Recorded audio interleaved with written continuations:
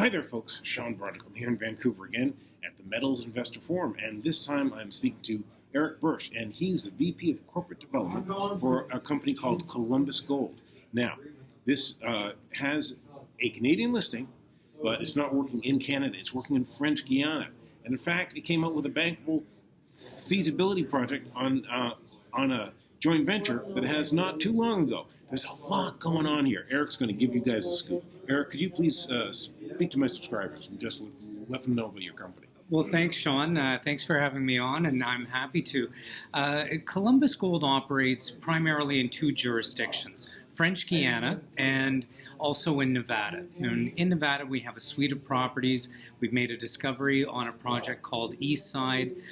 We've got a few deposit areas, about 1 million ounces in various categories, and we're drilling a number of different targets. So this is going to provide exploration excitement for us for years to come. Okay. The flagship project for Columbus Gold, though, is in French Guyana. And this is a 5 million ounce deposit that over the last 3 years has delivered 3 resource estimates, 1 preliminary economic assessment, and on March 20th, 2017, we delivered a bankable feasibility study on the project.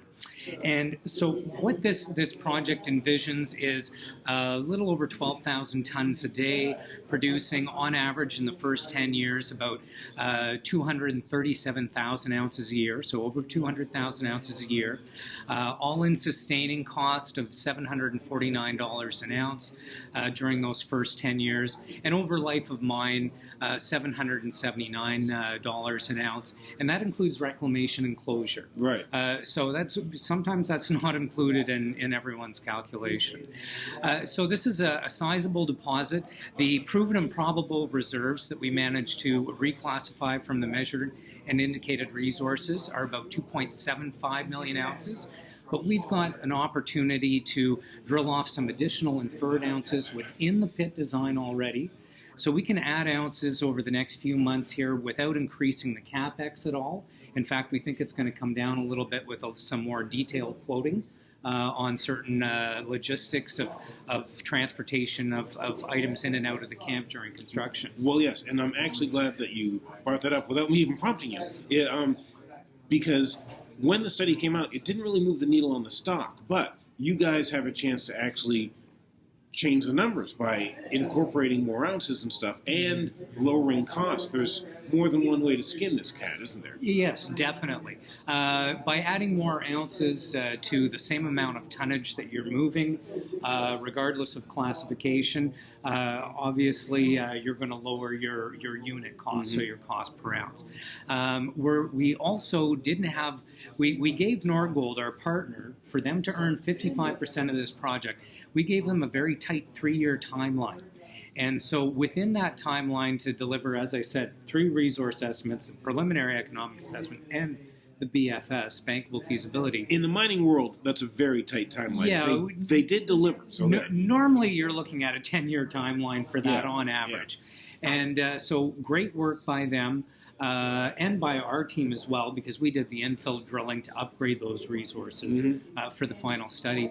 And so looking at it from a point of view that the market didn't react favorably or poorly to it, I think that's expected. We prepped the market. We said it's going to be very similar to the preliminary economic assessment. They didn't like the fact that our internal rate of return came in at 18.7%. There's a magic number in the industry. Anything over 20% seems to be what people are looking for.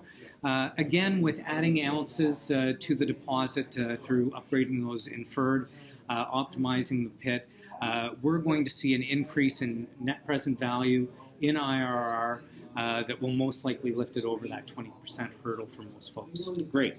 I can tell you, most projects have things not quite work out to plan. And so maybe it didn't move the needle when the first stuff came out, but they aren't going to take that line down. They're going to go back, do some more drilling, add some ounces, and just move things along. But let's talk about French Guyana a bit. I'm actually not that familiar with that place as a mining jurisdiction. Is it good? How is it? French Guyana is unlike any other mining jurisdiction in Latin America. It is French soil. So this is an overseas department of France. It's governed under French rule of law. The citizens carry European passports. They are a member of the EU. We do have some elections coming up. And the favorite to win is Macron. If he wins, he wants to stay within the EU. But there is that danger that Le Pen gets in. And she has made it clear that she wants to separate. So for now, they're still members of the EU, but no matter what happens with France, French Guyana will remain French soil. So very different than any other Latin American jurisdiction. The currency is the euro. Okay. There. So this actually gives you the opportunity for, say, more financings from French banks than maybe other miners might potentially have. It actually it gives France, for the first time in I don't know how long, I won't even presume to guess, but there aren't any major mines being developed within European France, in continental Europe, and this one in French Guyana would be the only current large-scale mine development, industrial development of its kind. So, yeah, it'd be the only one that they could put some money into. So that unique quality might actually help this thing along. It's a fascinating project.